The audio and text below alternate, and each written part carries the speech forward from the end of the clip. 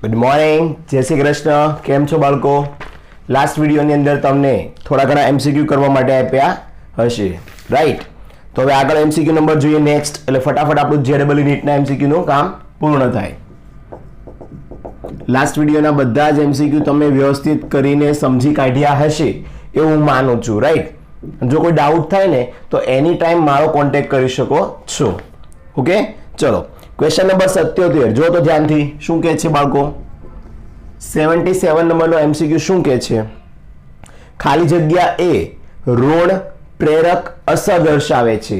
હવે તમને સમજાવ્યું હતું કે જ્યારે પણ કોઈ કાર્બનની સાથે કોઈ સમૂહ વોટેવર ઝેડ સમૂહ આપણે ધારી લઈએ કે કોઈ પણ એક સમૂહ જોડાયેલો છે, હવે શું થાય કે ધારો કે આ બધા જ તત્વો આ દિશા તરફ પોતાના ઇલેક્ટ્રોન ટ્રાન્સફર કરે તો આ બધામાં શું થયું કહેવાય? ધન પ્રેરિત અસર થઈ. આવું ક્યારે બને? કે જ્યારે આ બધાની સામે કોઈ ઇલેક્ટ્રોન આકર્ષક જોડાયેલો હોય ત્યારે ધન પ્રેરિત અસર થાય. પણ ઘણીવાર શું થતું હોય છે કે ઇલેક્ટ્રોન દાતા સમૂહ પણ જોડાયેલો હોય છે, એટલે આ પોતાના ઇલેક્ટ્રોન આ દિશામાં પાછા આપતો હોય છે, તો એને ઋણ પ્રેરક અસર કહેવાય. ઓકે, આખા કાર્બનોની અંદર ઋણ પ્રેરિત અસર ફેલાવતું હોય છે. તો અહીં તમને ખાલી આપ્યા છે કયા સમૂહ જુઓ તો, મિથાઇલ, ઇથાઇલ, કાર્બોક્સિલિક એસિડ. જુઓ તો કયા કયા આપ્યા છે? મિથાઇલ છે, ઇથાઇલ છે, COO, H કાર્બોક્સિલિક એસિડ છે અને CHR2 છે. બરોબર. હવે આમાં તમે ધ્યાનથી જુઓ કે ઋણ પ્રેરક અસર કોણ દર્શાવશે? તો ઋણ પ્રેરક અસરનો મતલબ શું થાય? કે કોઈ ઇલેક્ટ્રોન દાતા જેવો સમૂહ હોય અહીંયા થઈ શકે, કારણ કે આની અંદર અબંધકારક ઇલેક્ટ્રોન યુગ્મની સંખ્યા વધારે છે. બીજું, આમાં રહેલો કાર્બોનિલ સમૂહનો ઓક્સિજન પોતાના ઇલેક્ટ્રોનને અંદરના સમૂહમાં દાખલ કરાવીને ઋણ પ્રેરક અસર કરી શકે છે, જ્યારે બાકીના બધા જે કંઈ છે બરોબર એ ધન પ્રેરિત અસર કરે. કારણ દાન કરવા મળે તો ધન થઈ જાય એમ છે, ઋણ બને એમ છે નહીં. એટલે ઋણ પ્રેરિત કરવા માટેની વધારે સક્રિયતા આમે કોની હોય? કાર્બોક્સિલિક એસિડની જ હોય. ઓકે, જવાબ તમે ટિક કરી નાખજો, બી. ઓકે, ચલો નેક્સ્ટ વન. 78 શું કહે છે? 224 નામ શું છે? 224 ટેટ્રા છે ને, ટેટ્રા મિથાઇલ. જો વાંચો આરામથી અને સમજો. પેન્ટેનમાં કેટલા પ્રાથમિક કાર્બન હાજર છે? તો પહેલા આનું તો બંધારણ દોરી નાખો. પેન્ટેન છે મતલબ 5 કાર્બન હોય. 2 ધારો કે આ પહેલો ને આ બીજો છે, તો બીજા કાર્બન પર 2 વાર મિથાઇલ છે. પછી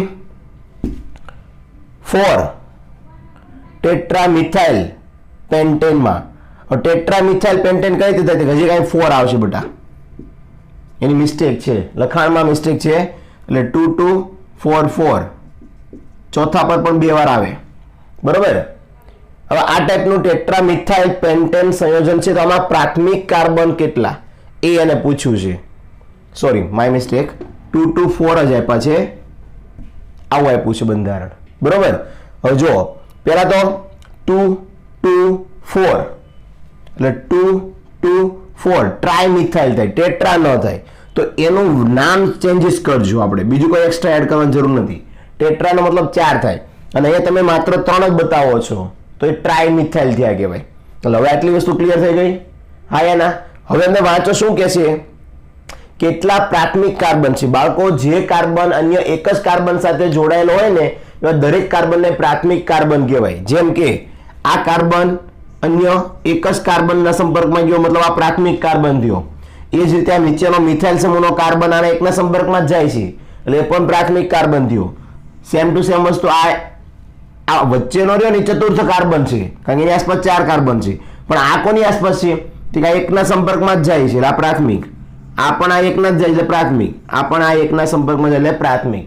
તો કુલ પ્રાથમિક કેટલા મળ્યા? 1 2 3 4 5. 5 પ્રાથમિક કાર્બન મળે છે. અને નામમાં માત્ર એટલો સુધારો કરજો, ટેટ્રા નો આવે, ટ્રાય આવે. કારણ કે આપ્યા છે તમે 3 જગ્યા પર, તો ટ્રાય જ થાય ને. ઓકે, એટલે સુધારા કરતા જવાનું, ટાઈપિંગ મિસ્ટેક હોઈ શકે બેટા. ચલો કેટલા થયા? 78. હવે 79 શું કહે છે? થિયરિકલ છે, જુઓ તો. સંયોજન કે જેમાં સામાન્ય CH2 નો તફાવત હોય તેમના અણુઓની શ્રેણીમાં રહેલો હોય તો તેવા સંયોજનોને શું કહે છે?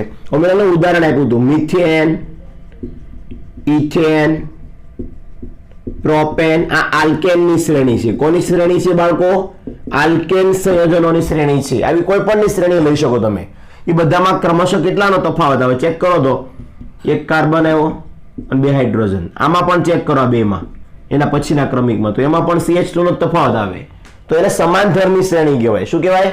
સમાનધર્મી શ્રેણી કહે છે. આની થિયરી આવી હતી આપણે. આન્સર આવશે બી, સમાનધર્મી શ્રેણી.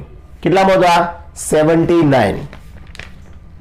ઓકે, ગણતા રહેજો. જેટલા હું ગણાવરાવું છું એટલા, અને જે બાકી રાખું છું એ જગ્યા છોડીને જાતે ગણવાના છે એટલું યાદ રાખજો. કારણ કે બધા હું કરાવું તો ટાઈમ ઘણો બધો આપણો જાય બેટા. હજી આપણે આગળ પણ ટોપિકો લેવાના છે ને. આયા ના? ચલો, કેટલા નંબર આવ્યા છે? 82 જુઓ, ઇન્ટરેસ્ટિંગ છે. 82 શું કહે છે? જો તો નીચે આપેલું કોઈક સંયોજન છે એનું IUPAC નામ તમારે બનાવવાનું છે. કોઈ વાંધો નહીં, IUPAC નામ બનાવી કાઢીએ. તેના પહેલા બંધારણ દોરવું પડે. બંધારણ આપ્યું છે કે આ ટાઈપનું CH3 પછી CH2 4 ટાઈમ છે. કેટલી ટાઈમ છે? 4 ટાઈમ. તો આપણે તો નામકરણમાં બધા લખવા જ પડે ને. 4 ટાઈમ. પછી આપ્યો છે CH, નીચે CH3, પછી પાછો કાર્બન, ઉપર CH3, સાઈડમાં CH2 CH3, નીચે CH2 ટ્વાઇસ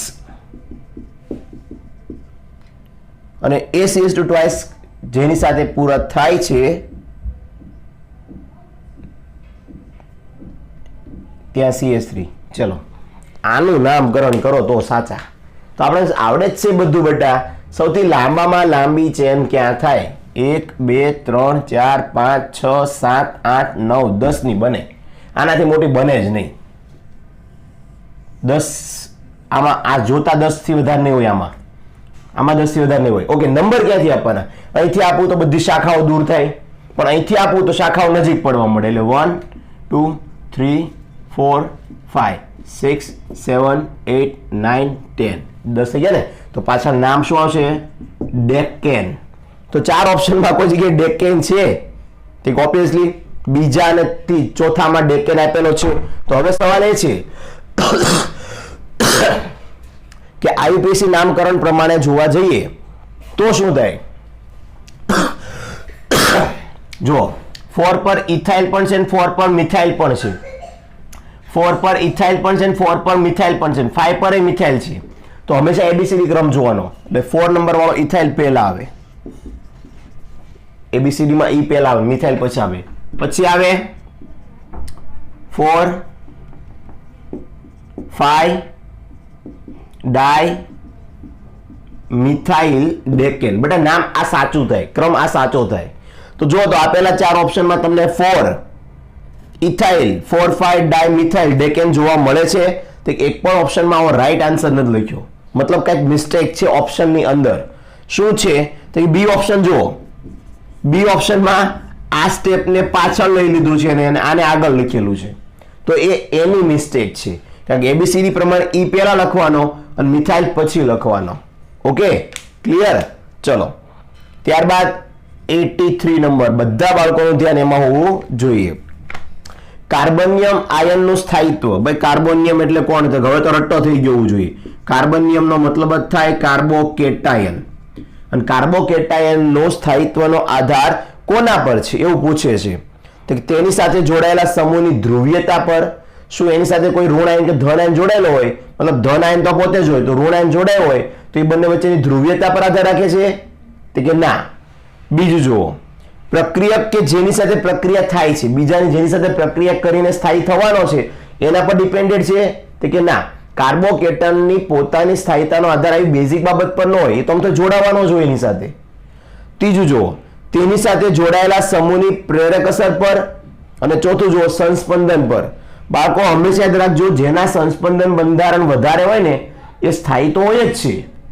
પણ અહીંયા એવું નથી કીધું કે આના સંસ્પંદન બંધારણ વધારે. જસ્ટ એટલું પૂછ્યું છે કે કાર્બોનિયમ કે કાર્બોકેટાયન છે એની સ્થાયીતા માટે જવાબદાર કોણ? તો કે સામે જે જોડાવા આવી રહ્યો છે ને એની પ્રેરક અસર પર ડિપેન્ડેડ છે કે પ્રેરક અસર કેવી છે, ઋણ છે કે ધન છે, એ મુજબ તે વધારે સ્ટેબિલિટી દર્શાવી શકે છે. ખ્યાલ આવી ગયો બધા બાળકોને? ચલો, આ થઈ ગયો 83. હજી તમે આવા ઘણા બધા જોશો એટલે તમને ધીમે ધીમે બધા આવડવા લાગશે બેટા. 84 જુઓ તો શું આપ્યું છે? CH3 CO NH અને NH ની સાથે જોડાયેલો છે Br. તો હવે આમાં મુખ્ય ક્રિયાશીલ સમૂહ કયો હશે? તો કે એમાઇડ. કયો છે બેટા? એમાઇડ. કારણ કે આપણે જાણીએ છીએ CONH હોય એટલે એમાઇડ સમૂહ લાગુ પડે. ખાલી NH હોત તો એમાઇન થાત, ખાલી CO હોત તો કીટોન થાત, ખાલી Br હોત તો હેલોજન થાત. પણ અહીંયા કયો થયો બેટા? એમાઇડ. એમાઇડ સમૂહની નજીક પહેલા પર કોણ છે? Br. પણ એ કાર્બન પર Br નથી, નાઇટ્રોજન પર છે, તો આને લખાય N બ્રોમો. શું લખાય બેટા? N bromo. તો આપેલા 4 ઓપ્શનમાં તમે જુઓ કોઈ જગ્યાએ N બ્રોમો લખેલો છે તે કે માત્ર B અને D માં જ લખ્યો છે, તો જવાબ B માંથી એક આવશે. બીજું, N બ્રોમો લખ્યા પછી આ કેટલા કાર્બન છે?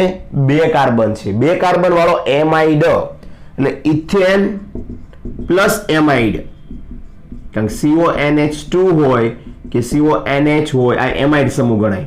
એ તો હાઇડ્રોજનનું વિસ્થાપન કરી પાછળ કોઈ પણને જોડી શકે છે.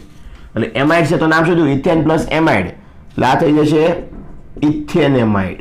તો ચેક કરો કયા ઓપ્શનમાં લખ્યું છે N બ્રોમો ઇથેનેમાઇડ. જી હા બાળકો, B option is the right answer for this IUPAC nomenclature. Okay, ચલો ત્યારબાદ બધા બાળકો મારી સાથે આવશે 85 નંબરના પ્રશ્ન પર. તો એકદમ સ્મૂથલી ભણાવીએ જ છીએ આપણે, અત્યારે કોઈ ઉતાવળ જરૂર નથી, કારણ કે હવે ઓલમોસ્ટ એકાદ બે લેક્ચરમાં તમારા બધા MCQ પૂર્ણ થઈ જાય છે. સૌથી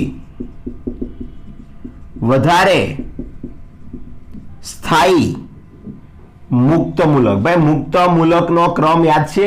મેં કીધું તું કાર્બોકેટાઇનનો જે ક્રમ હોય ને એ જ મુક્ત મૂલકનો ક્રમ આવે. મતલબ કે જે તૃતીય કાર્બન બને એનો મુક્ત મૂલક એ વધારે હોય. પછી એ કયો આવે? વચ્ચે વાળો દ્વિતીયક. પછી કોણ આવે? ઇથાઇલ. એટલે આ મુક્ત મૂલક એ છે ને. અને એ જ રીતે છેલ્લામાં છેલ્લો આવે મિથાઇલનો મુક્ત મૂલક. તો આપેલા 4 ઓપ્શનમાં તમે ચેક કરશો ને તો ડી ઓપ્શનમાં આભાઈ આપેલા છે કે CH3 થ્વાઇસ C ડોટ.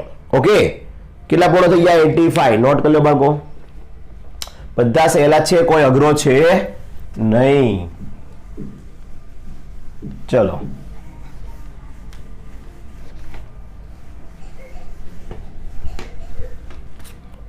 પૂર્ણ થઈ ગયા બાદ બધાનું ધ્યાન 86 માં મોસ્ટ IMP.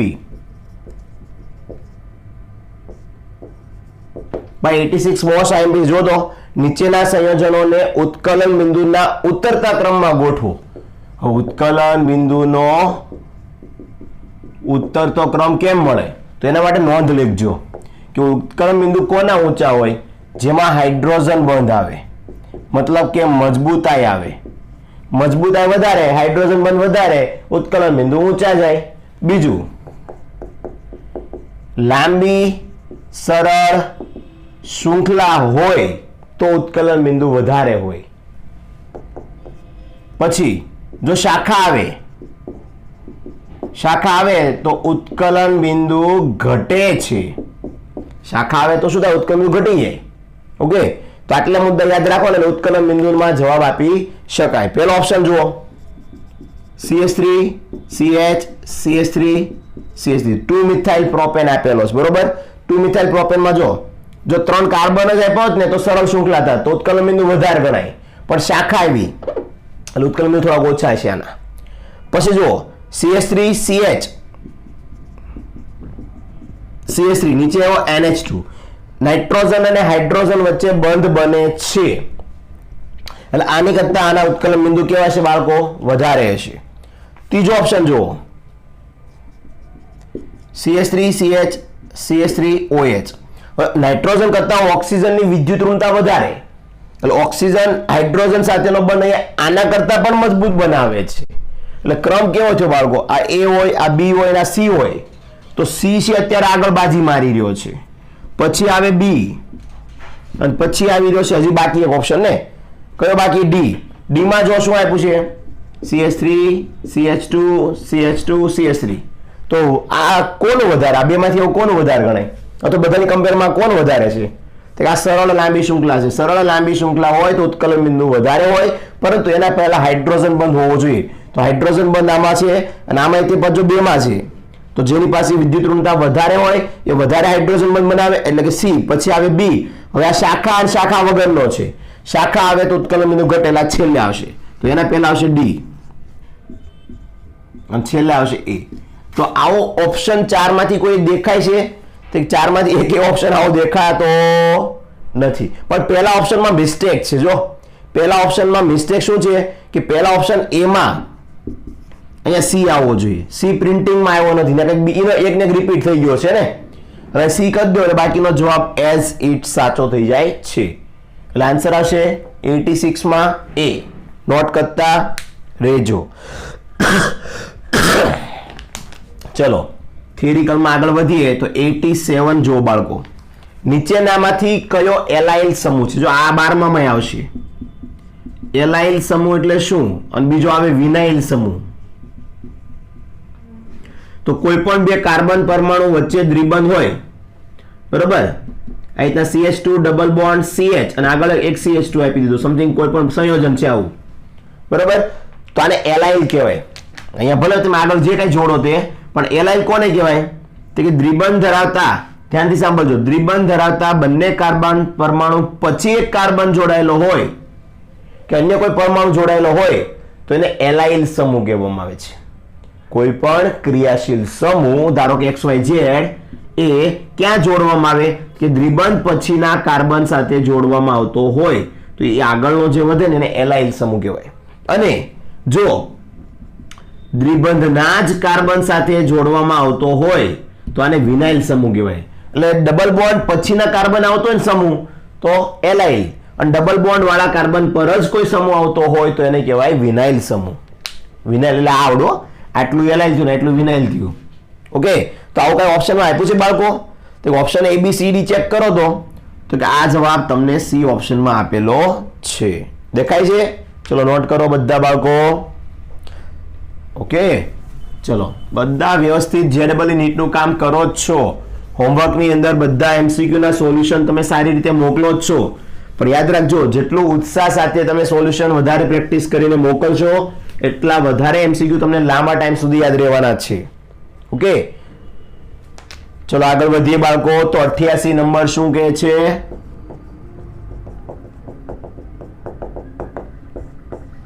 ચલો JEE નીટની ટોપી પહેરી જ લીધી છે આપણે તો પછી શું કરીએ રાઈટ લેક્ટિક એસિડ નું IUPAC નામ લેક્ટિક એસિડ હોય શું પહેલા તો રાઈટ બાયોલોજી વાળાને ખબર હશે પણ જેને નથી ખબર એને કહી દો લેક્ટિક એસિડ એટલે શું લેક્ટિક એસિડમાં આ ટાઈપનું બંધારણ હોય કે જ્યાં એક આવે CH3 એક આવે કાર્બન કે જ્યાં આવે હાઇડ્રોક્સિલ સમૂહ પણ આવે જ્યાં કાર્બોક્સિલિક એસિડનો સમૂહ પણ આવે અને જ્યાં હાઇડ્રોજન પણ આવે એટલે આને કહેવાય લેક્ટિક એસિડ પણ આનું નામ શું તો આને 1 2 એટલે બાળકો આ થઈ ગયો 2 હાઇડ્રોક્સી આ હાઇડ્રોક્સી બીજા નંબર પર છે ને પછી કેટલા છે 3 કાર્બન વાળો પ્રોપેનોઇક એસિડ આ 12માં આવશે બંધારણ બાયોલોજી વાળાને 11માં આવી જશે એટલે લેક્ટિક એસિડ નું સાચું નામ તો ડી ઓપ્શન માં આપ્યું છે કે 2 હાઇડ્રોક્સી પ્રોપેનોઇક એસિડ ઓકે ચલો આવડશે ને બધા બાળકોને હાયાના ચલો આગળ વધો ભાઈ શું છે 89 ભાઈ 89 મોસ્ટ IMP છે કેમ ભાઈ મોસ્ટ IMP છે વાંચો ને ખબર પડે એસિટોનના ઇનોલિક ફોર્મમાં પહેલો તો એસિટોન લેવાનો એમાંથી પાછો એનો ઇનોલિક ફોર્મ બનાવવાનો તો તમે જે સમઘટકતાઓ ભણ્યા હતા ને બેટા એમાં એક સમઘટકતા JEE નીટના લેવલની બાકી હતી એનું નામ છે ચલ રૂપકતા જી આ બાળકો તમે જેટલી પણ સમઘટકતા ભણ્યા છો એમાં એક સમઘટકતા બાકી હતી ચલ રૂપકતા કે જેમાં શું થાય તો હું આના ઉદાહરણ દ્વારા સમજાવી દઉં છું એસિટોન કેવું હોય CH3 C double bond O CH3 આ એસિટોન છે બરોબર હવે એમાં ચલ રૂપકતા કરવા માટે એને ઇનોલિક ફોર્મમાં લઈ જાય. કઈ રીતે લઈ જાય? ધ્યાનથી જુઓ. આ બેમાંથી કોઈ એક નજીકનો કાર્બન હોય ને બેટા, અથવા જે બાજુ લાંબી શાખા થતી હોય ને એ બાજુના કાર્બનનો હાઇડ્રોજન અહીં નીચે આવી જાય. એટલે શું બને? ધારો કે આનો એક હાઇડ્રોજન નીચે જાય તો અહીં બને CH2, પછી આવે કાર્બન, પછી આવે CH3 ને અહીંયા આવ્યો O અને એક હાઇડ્રોજન મળ્યો એટલે બંધ તૂટી ગયો, ડબલ બોન્ડ તૂટ્યો અહીંયા. પણ નોટિસ કર્યું કે આનો હાઇડ્રોજન અહીંયા ડબલ બોન્ડ તોડી નાખ્યો, નો ડાઉટ, પણ અહીંયા સંયોજકતા ઘટી એટલે ડબલ બોન્ડ ક્યાં ટ્રાન્સફર થયો? અહીંયા. શોર્ટમાં આખી પ્રક્રિયા કેવી છે ખબર? કે જેમાં ચલ રૂપકતા દર્શાવવાની, આ ડબલ બોન્ડ અહીંયા લઈ જવાનો, આને ચલ રૂપકતા કહેવાય. તો આ કયું ફોર્મ બન્યું? તો આ એસિટોન હતું. એસિટોન માંથી હવે જુઓ અહીંયા બંધ કયો છે? તો કે આલ્કીનનો ઇન વાળો.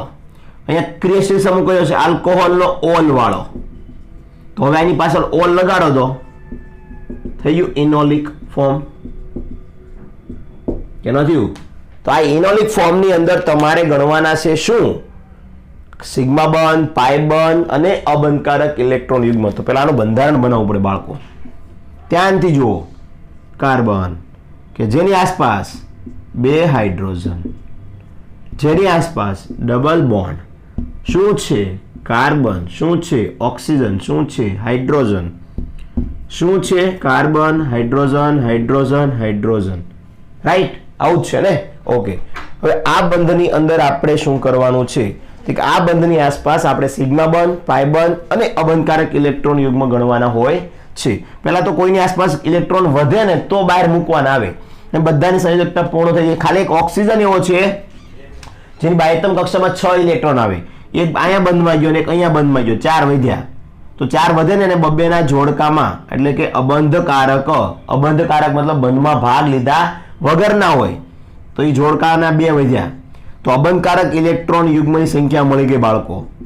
ભાઈ અબંધકારક ઇલેક્ટ્રોન યુગ્મો કેટલા છે? 2 છે. તો ચેક કરો બધા ઓપ્શનમાં 2 ક્યાં છે? તો કે A અને B માં 2 આવ્યા છે. આગળ વધો.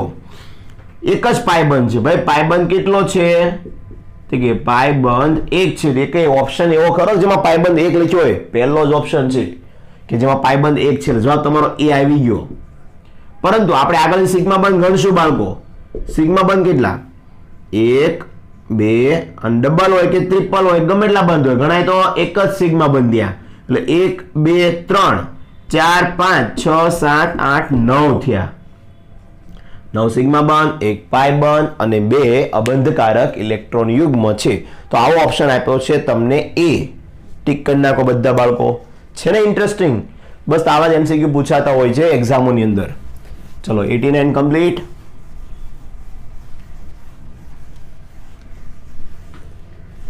આ સોલ્યુશનો બધા રાખજો તમારી પાસે, લોંગ ટાઈમે કામમાં આવશે. કારણ કે આ હિન્ટ કહેવાય બધી. શું કહેવાય? હિન્ટ કહેવાય.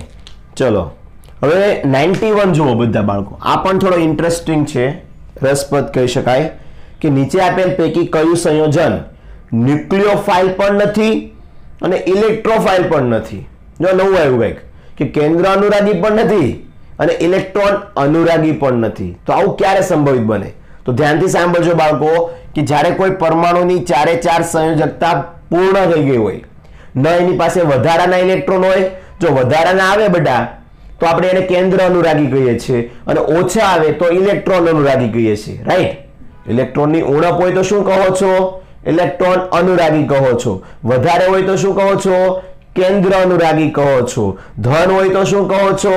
ઇલેક્ટ્રોન અનુરાગી કહો છો. ઋણ હોય તો શું કહો છો? કેન્દ્ર અનુરાગી કહો છો. પણ કંઈ ન હોય તો એનો મતલબ એવો થાય કે એની પાસે વધારાના ઇલેક્ટ્રોન પણ નથી. કારણ કે કાર્બનનો પરમાણુ ક્રમાંક 6 થાય, અંદરની કક્ષકમાં 2 ગોઠવાય, બહારની કક્ષકમાં 4 વધે, અને 4 જો પાર્ટનરશિપમાં જતા રહે છે. નથી વધારાનો નથી ઓછો, બેલેન્સમાં છે. એટલે આ કોઈ નથી કેન્દ્ર અનુરાગી કે આ નથી કોઈ ઇલેક્ટ્રોન અનુરાગી. તો આ ઉદાહરણ અંદર આપ્યું જ હોય, એટલે જો ડી માં આપ્યું જ છે. ઓકે, સમજ પડે ને બધા બાળકોને? ચલો ત્યારબાદ 92 જુઓ. શું 92 કે છે? કે 4,5 ડાય મિથાઇલ 4,5 ડાયમિથાઇલ 2 હેક્ઝેનાલ. હેક્ઝેનાલ જ છે ને, સોરી હેક્ઝેનોલ છે, આલ્કોહોલ છે. કુલ કેટલા તૃતીયક કાર્બન આવેલા છે? હંમેશા નામકરણ હું પાછળથી શીખવાડું છું. પાછળ શું છે હેક્ઝેનલ એટલે 6 કાર્બન 1 2 3 4 5 6 બીજા પર કોણ OH કારણ કે 2 હેક્ઝેનોલ લખ્યું છે એટલે બીજા પર ઓલ આવે 4 5 એટલે 1 2 3 4 5 6 4 અને 5 પર અહીંયા બંને જગ્યા પર કોણ છે મિથાઇલ છે ચલો હવે તમને ચેક કરવાનું શું કીધું છે બાળકો કે તૃતીયક કાર્બન કેટલા છે તૃતીયક કાર્બનનો મતલબ શું થાય મને કોઈને ખબર છે કે જેની આસપાસ 3 કાર્બન હોય જો 1 carbon 2 carbon 3 carbon that means કે આપણો આ ચોરસ બનાવવું એ કેટલો કહેવાય તૃતીયક કાર્બન કહેવાય ભાઈ કેમ તૃતીયક કાર્બન કહેવાય તો કે આજુબાજુ 3 લલ્લુ પલ્લો છે એટલે C5 5 નંબરનો કાર્બન તૃતીયક કાર્બન હવે જોઈએ આ 1 કાર્બન આ બીજો કાર્બન અને બોક્સ વાળો ત્રીજો કરી નાખો તો કોની આસપાસ ત્રીજો થયો તો કે મધ્યમ કાર્બન જે C4 છે એની આસપાસ પણ 3 કાર્બન ડગડગ છે ધેટ મીન્સ એ પણ તૃતીયક કાર્બન છે હવે કઈ જોવા મળે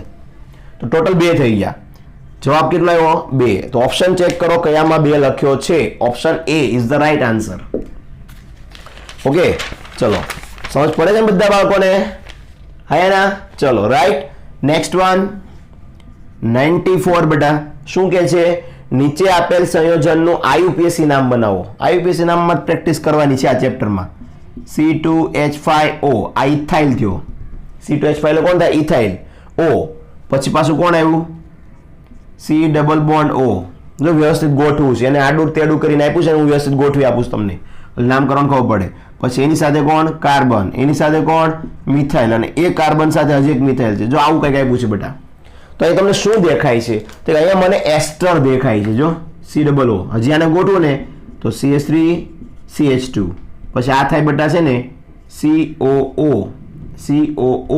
અને એની સાથે કોણ આવે તે અહીંયા CH3 CH3 અને એની મિસ્ટેક શું છે તમને કહી દઉં કે અહીંયા એને હાઇડ્રોજન નથી મૂક્યો બંધારણમાં 4 સંયોજકતા પૂરી કરી નથી હાઇડ્રોજન આવે ચલો હવે આનું નામકરણ કરવું હોય તો આપણે સૌ કોઈ જાણીએ છીએ કે આ થઈ ગયો એસ્ટર 3 કાર્બન વાળો એસ્ટર એટલે એસ્ટરમાં પાછળ લાગતું હતું OH એટલે આની પાછળ લાગશે શું તો 3 કાર્બન વાળો પ્રોપેન અને પ્રોપેનની પાછળ લાગે OH એટલે પ્રોપેનોએટ એટલે એક વસ્તુ તો ફાઇનલ થઈ ગઈ કે પ્રોપેનોએટ આવશે તો ઓપ્શન ચેક કરશો તો બધાની પાછળ પ્રોપેનોએટ છે ઓપ્શન ચેક કરો બધાની પાછળ પ્રોપેનોએટ છે તો હવે તો ચેક કરવા જઈએ તો આની પછીના સમૂહને શું વચાય આલ્કાઇલ સમૂહ વચાય તો આલ્કાઇલ સમૂહમાં લાંબામાં લાંબો આલ્કાઇલ સમૂહ કયો છે આમ ચાલુ તો પણ 2 થાય આમ ચાલુ તો પણ થાય એટલે ઇથાઇલ થઈ ગયો આલ્કાઇલ સમૂહ હવે નંબર આપવા જઈએ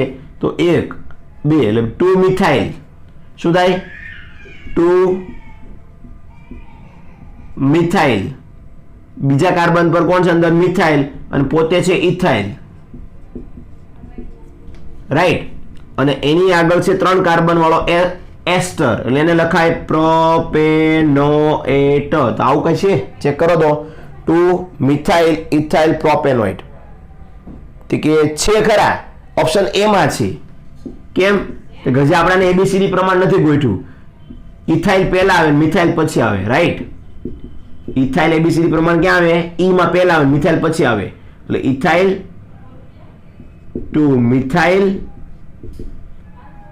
પ્રોપેનોએટ થઈ ગયું નામકરણ એ મુજબ ચલો નોટ કરી લો બાળકો 94 MCQ અહીંયા પૂર્ણ થાય છે હવે આગળ વધીએ તો 95 એમાં પણ તમારે IUPAC નામ જ બનાવવાનું છે બાળકો કારણ કે આ ચેપ્ટરમાં તમારો મેઇન સિદ્ધાંત તો પ્રક્રિયાઓ છે પછી નાના મોટા પાછળ જે થાય ચાલેલી બધી થિયરી છે પાછળની બધી થિયરી ઇમ્પોર્ટન્ટ નથી બેટા સંસ્પંદન હાઇપર કોન્જુગેશન ઇલેક્ટ્રોન અનુરાગી કેન્દ્ર અનુરાગી આ બધી ઇમ્પોર્ટન્ટ છે પણ મૂળ IUPAC નામ આવડતા હોવા જોઈએ તો અંદર કંઈક ખબર પડે ચલો શું કીધું છે નામકરણ ચેક કરો બધા બાળકો પહેલા તો એક બેન્ઝીનનું ચક્કરું દેખાય છે તે કે હા દોરી નાખો પછી એની સાથે CH2 આપ્યો છે પછી C આપ્યો છે અને પછી OH આપ્યો છે ઉપર લંગૂર આપ્યું છે CH3 અને નીચે પણ CH3 ઓકે આમાં જવાબમાં ભૂલ છે એ કહી દો પહેલેથી જ 4 ઓપ્શનમાં આપ્યા છે તો 4 માં ભૂલ છે મેં ચેક કરેલો છે કઈ રીતે ભૂલ છે એ તમને IUPAC નામ બને ને પછી શીખવાડીશ પહેલો તો સિદ્ધાંત ક્યાં છે ક્રિયાશીલ સમૂહ જ્યાંથી નજીક પડે ત્યાંથી તમારે શું કરવાનું હોય તો ક્રિયાશીલ સમૂહ જ્યાંથી નજીક પડે ત્યાંથી તમારે નંબર આપવાના હોય.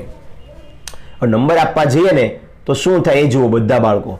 OH સમૂહ એ ક્રિયાશીલ સમૂહ થયો આયાના, તો એ ક્યાંથી નજીક પડે?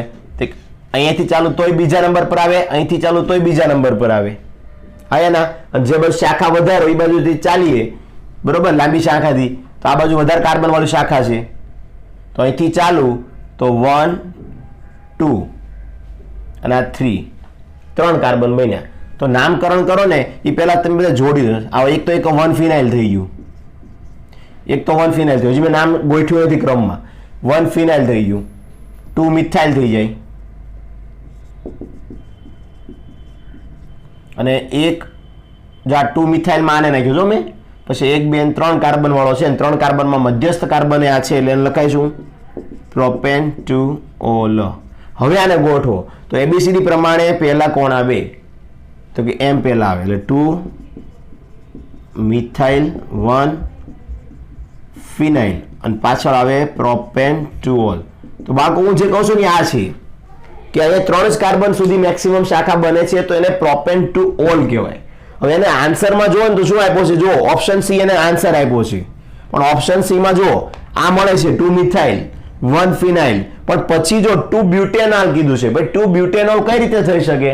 કાર્બન જ તમારી પાસે 3 છે, ઉપરનો કાર્બન તો મિથાઇલમાં ગયો, એટલે વચ્ચે કાં તો એક કાર્બન મિસ્ટેક થી રહી ગયો છે એ લોકોથી, કાં તો નામમાં સુધારો કરી નાખો. એટલે ઓપ્શન સી માં લખી નાખો 2 પ્રોપેનોલ લખો તોય વાંધો નહીં, અને લેટેસ્ટ પદ્ધતિ પ્રમાણે પ્રોપેન ટુ ઓલ લખો તો પણ વાંધો નહીં. ચલો બધા બાળકો નોટ કરી નાખશે. કેટલા નંબર પૂર્ણ થઈ ગયા? 95. જગ્યા છે 96 પણ કરી નાખીએ ને. ચલો 96 શું કહે છે બાળકો? બધાનું ધ્યાન 96 ની અંદર. બેન્ઝીનનું ચકડું તો બધાને દેખાય છે જ. એ નાવમાં બેઠું કોણ? તો CHOH. ચલો CHOH બેઠા પછી કોણ? તો અહીંયા છે CH2 Br. Br વધારે ક્રિયાશીલ કહેવાય કે આલ્કોહોલ? ઓબ્વિયસલી હેલોજન પહેલા તો આલ્કોહોલ જ આવે ને ક્રિયાશીલતામાં. તો આ નજીક ક્યાંથી પડે? અહીંથી પડે, એટલે આ 1 2 3. હવે ABCD માં કોણ પહેલા આવે? B આવે, એટલે 3 બ્રોમો 1 ફિનાઇલ, આને ફિનાઇલ કહેવાય. 1 2 3 એમાં પહેલા જ પર છે એટલે હું લખાય 1 પ્રોપેનોલ લખો કે પ્રોપેન 1 ઓલ લખો, બંને સાચા પડે. જુઓ તો ઓપ્શનમાં છે કઈ બેટા? 3 બ્રોમો 1 ફિનાઇલ 1 પ્રોપેનોલ પહેલા ઓપ્શનમાં જ મળી ગયો આપણને. નોટ કરી લો. ચલો બધા બાળકો મજા આવે છે ને. ચલો આ થઈ ગયો બેટા 96 નંબરનો MCQ. કેટલા નંબરનો થઈ ગયો? 96 નંબરનો. હજી એક IUPAC નામકરણ લઈ લઈએ. 98 માં આવી જાઓ. કેટલામાં આવી જાઓ? 98 નંબરના MCQ માં આવી જાઓ. તો 98 નંબરનો MCQ શું કહે છે? આવું મેં લખાવ્યું હતું, યાદ છે? CH2 CH CH2, અહીંયા CN અહીંયા CN અહીંયા CN મેં લખાવ્યું હતું એટલા માટે કે જ્યારે પણ કાર્બોક્સિલિક એસિડ, આલ્ડીહાઇડ કે સાઇનો સમૂહ છે 2 કરતાં વધારે હોય, મતલબ 3 હોય, ત્યારે એને ગણવામાં આવતા નથી. એના કાર્બનને નહીં ગણવાનો, ખાલી ઉપરના જ ગણવાના. એટલે 1 2 3 ટ્રાયસાઇનોપ્રોપેન. જોયું નામ લખ્યું છે કઈ? તો ઓપ્શન ડી માં આપ્યું છે. ઓપ્શન ડી માં લખ્યું છે 1 2 3, કારણ કે પહેલા પર છે, બીજા પર છે, ત્રીજા પર છે. શું છે? તો કે ટ્રાય છે. કોણ છે? તો કે સાઇનો છે. 3 કાર્બન વાળો પ્રોપેન છે. ઇઝીલી થઈ ગયો. ચલો હવે વાત કરીએ 100 નંબરના MCQ ની. ભાઈ 100 પહોંચી ગયા છીએ. શું આપ્યું છે? CH3CH, એની સાથે કોણ? તે કઈ Br લખ્યો છે, એનો મતલબ કઈ Br જોડાયેલો છે. પછી એની સાથે લખ્યો છે કોણ? તે CH2OH. મુખ્ય ક્રિયાશીલ સમૂહ કોણ હોય? ઓબ્વિયસલી આલ્કોહોલ જ હોય ને હેલોજન ને બેમાં. તો આ થઈ ગયો 1 2 3. ભાઈ 2 bromo, sorry my mistake, 1 propanol લખી શકો અહીંયા જૂના નામકરણ પ્રમાણે. નવા નામકરણ તો જાણો જ છો કે 2 બ્રોમો પ્રોપ 1 ઓલ, તો પ્રોપેન 1 ઓલ લખી શકો. ઓકે, શું લખી શકો બાળકો? Propane 1 all. જે ઓપ્શનમાં આપ્યો ચેક કરી લેવાનો. ઓપ્શન 100 માં 2 બ્રોમો 1 પ્રોપેનોલ, એને જૂની મેથડથી જ નામ આપ્યા છે, પણ સાચું પડે, ખોટું ન પડે. કઈ છે? C option is the right answer. બરોબર. ચલો ખબર પડી કે ન પડી? તો આ 100 સુધીના એમસીક્યુ આજના લેક્ચરમાં આપણે જોયા. અને બીજી બાબત એ ડિસ્કસ કરવાની હતી કે મટીરીયલ જે આપણે આગળ આપ્યું છે ને બાળકો, એ મટીરીયલમાં જો તમને બધા આ આઈયુપીએસસી ના રૂલ્સ લખી આપ્યા છે મેં, સાથે સાથે ક્રિયાશીલ સમૂહ પણ આપ્યા છે અને એક ક્રિયાશીલ સમૂહના અલગ અલગ નામો પણ કરી આપ્યા છે અને સાથે સાથે નોંધ પણ લખી મેં આપી છે. ઓકે, તો આ બધી મહેનત તમે સાથે કરશો તો તમને આવડી જ જશે. બીજી બાબત, પાછળ તમે ચેક કરશો ને તો તમે જે ટેક્સ્ટ બુકમાં ભણ્યા ને પ્રેરક અસર, એની ધન અને ઋણમાં હોય, ધન અને ઋણમાં સૌથી વધારે સક્રિયતા શ્રેણી કોની આવે, તો આપણે હમણાં જ એક દાખલો આવ્યો હતો, મતલબ એક એમસીક્યુ આવ્યો હતો કે એમાં ઋણ પ્રેરક અસર કોણ બતાવે છે, તો મેં જવાબ આપ્યો હતો COOH, રાઈટ, કે આ ઋણ પ્રેરક અસર બતાવે છે. તો એ તમે પેજ નંબર 8 પર જો આવું કરેલું છે 11-8, એમાં જોશો ને તો તમને ઋણ પ્રેરક અસરની આખી સિરીઝ આપી છે કે નાઇટ્રો એ સૌથી વધારે છે, પછી સાયનોડ છે, પછી કાર્બોક્સિલિક એસિડ છે. પ્રેરક અસર માટેની શ્રેણી આ છે. ઓકે, અને ધન માટે જુઓ ને તો ધન માટે તૃતીયક, દ્વિતીયક, પ્રાથમિક ને જે આપણે મુક્ત મૂલકોનો કેટાયનોનો ક્રમ હતો ને એ જ છે. આ બધી અસરો જોઈ લેવાની. ઇલેક્ટ્રોમેરિક અસર આપી છે, પ્લસ સંસ્પંદન, મુક્ત મૂલક, કાર્બોકેટાયન, કાર્બોનાઇન, બધાના ક્રમ, કોની વધારે કોની ઓછી, બધી જ બાબતો અહીં લખેલી છે. ઇવન હાઇપર કોન્જ્યુગેશન આપણે ભણ્યા હતા ને, અતિસંયુગ્મન, તો એનો પણ સારાંશ અને ઉદાહરણ આપેલું છે. સમજાવવા શું માંગુ છું કે જેટલા પણ બંધ વિભાજનો પ્રકારો છે, જેમ કે સમ વિભાજન છે, વિષમ વિભાજન છે, તો એની પ્રક્રિયાઓ ત્યાં આપેલી છે. અને તમારા જે નાના નાના એમસીક્યુ પૂછાય છે કે નીચેનામાંથી કયો ન્યુક્લિયોફાઇલ છે, નીચેનામાંથી કયો ઇલેક્ટ્રોફાઇલ છે, આમ ઇંગ્લિશ નામો છે, એમાં કન્ફ્યુઝ ન થતા. એને ઇલેક્ટ્રોન અનુરાગી અને કેન્દ્ર અનુરાગી જ કહે છે, પણ તમારે એના વધારે ઉદાહરણો યાદ રાખવા પડશે કે કયા કોના છે. અને એના માટે હજી એકવાર રિપીટ કરું છું બાળકો કે જે ધન આયનો છે ને એ ઇલેક્ટ્રોન અનુરાગી છે અને જે ઋણ આયનો છે બધા કેન્દ્ર અનુરાગી છે. અને બીજી રીતે યાદ રાખવા હોય તો આમ પણ યાદ રાખી શકો કે જેની પાસે વધારાના ઇલેક્ટ્રોનો છે બાહ્યતમ કક્ષામાં બંધ બની ગયા પછી અને બંધમાં ભાગ લેતા નથી હવે એવા પડ્યા રહે છે, એને અબંધકારક ઇલેક્ટ્રોન યુગ્મ કહેવાય. તો એ બધા કેન્દ્ર અનુરાગી થયા. અને જેની પાસે અષ્ટક બનતું જ નથી, બરોબર, ઘટે છે ઉલટાના, તો એ બધાને સષ્ટક કહેવાય, જેને કહેવાય ઇલેક્ટ્રોન અનુરાગી. ઓકે, તો આપેલા છે છેલ્લે લાસ્ટમાં કાર્બનિક પ્રક્રિયાઓ પણ આપી છે કે જેમાં મેં તમને ભણાવી હતી. વિસ્થાપન પ્રક્રિયામાં અન્ય પરમાણુ દ્વારા એનું વિસ્થાપન થાય, યોગશીલ પ્રક્રિયામાં દ્વિબંધ કે ત્રિબંધમાં રહેલો પાયબંધ તૂટી જાય, વિલોપન પ્રક્રિયામાં પાયબંધનું નિર્માણ થાય અને સમઘટકીકરણ જેને કહેવાય પુનઃવિન્યાસ એ આપણે ભણી ગયેલા છે કે એમાં એનું બીજો સમઘટક મળે. લાસ્ટમાં તમને ધ્યાનમાં લેવા બાબત જે આગળ આવી ગઈ એની જ છે. શોર્ટમાં આગળના બધા પોઈન્ટ તમારા JEE નીટના ચાલી ગયેલા છે, નવો પોઈન્ટ બાકી નથી રહી ગયો. એટલે 100 સુધી તમે જે એમસીક્યુ સોલ્વ કર્યા ને એ બધા એમસીક્યુ તમે કેવા કર્યા કે એ પ્રેક્ટિસ થઈ જાય અને બધા કન્સેપ્ટ આવી જાય ને એ માટેના છે. હવે તમે નોટિસ કરશો ને તો 100 થી લઈને પાછળ ક્યાં સુધી જુઓ તો 142 સુધી બધા એકને એક જ એમસીક્યુ આવે છે. એટલે કહેવાનો અર્થ શું કે કોઈ નવો એમસીક્યુ નથી આવતો બાળકો. ઓકે, કોઈ પણ નવો એમસીક્યુ તમને ત્યાં જોવા મળશે નહીં, માત્ર એ જ વસ્તુ છે આઈયુપીએસસી નામ સમજાવો. શું કીધું? આઈયુપીએસસી નામ સમજાવો, મુક્ત મૂલકોનો સ્થાયીતા ક્રમ આપો, કોણ વધારે સ્થાયી છે કેટાયનમાં, કોણ વધારે સ્થાયી છે એનાયનોમાં. સમજણ પડે છે? નવું કંઈ નથી, એક પણ એમસીક્યુ નવો નથી. એટલે પાછળના જે કઈ 42 એમસીક્યુ છે એ બધા સ્ટુડન્ટને, બધા જ વિદ્યાર્થી બાળકોને પ્રેક્ટિસ માટે આપવામાં આવે છે. હવે તમારે કરવાનું શું રહેશે, પાછળના 42 સુધીના એમસીક્યુ તમારે જાતે સેલ્ફ સ્ટડીમાં કરવાના, જેટલો ટાઈમ તમને અનુકૂળ આવે એ મુજબ, બરોબર. એટલે હવે પછીના નેક્સ્ટ લેક્ચરથી આપણો જે પાર્ટ બી છે ઓર્ગેનિક કેમિસ્ટ્રીમાં પાછળનો શુદ્ધિકરણનો ભાગ છે કે કાર્બનિક સંયોજનોનું શુદ્ધિકરણ કરવા માટેની કેટલી પદ્ધતિઓ છે એ પેમ્પલેટ આપણે ચલાવશું. સેકન્ડ નંબરનું પેમ્પલેટ તમને મળી જ ગયું છે, નહીં મળ્યું હોય તો ટૂંક સમયમાં મળી જશે. ઓકે, એટલે એ મુજબ આપણે ચાલવાના છે. શોર્ટમાં અહીંયા જે પાછળના 41 એમસીક્યુ વધે છે એ એકને એક છે, ટાઈમ બગડે છે બટ આપણો, કારણ કે વારંવાર આઈયુપીએસસી નામકરણ કરું એના કરતાં બેટર છે કે તમે જાતે સેલ્ફ પ્રેક્ટિસ કરો, એટલું તમને આવડશે. મને શીખવાની કોઈ જરૂર નથી મારે. ઓકે, અને બીજી બાબત એ કે તમને પ્રેક્ટિસ થઈ ગયા પછી કોઈને 1-2 મહિના પછી જાતે વાંચવું છે, તૈયાર કરવું છે, તો એના એમસીક્યુની પ્રેક્ટિસ કરો, કોણ ના પાડે છે.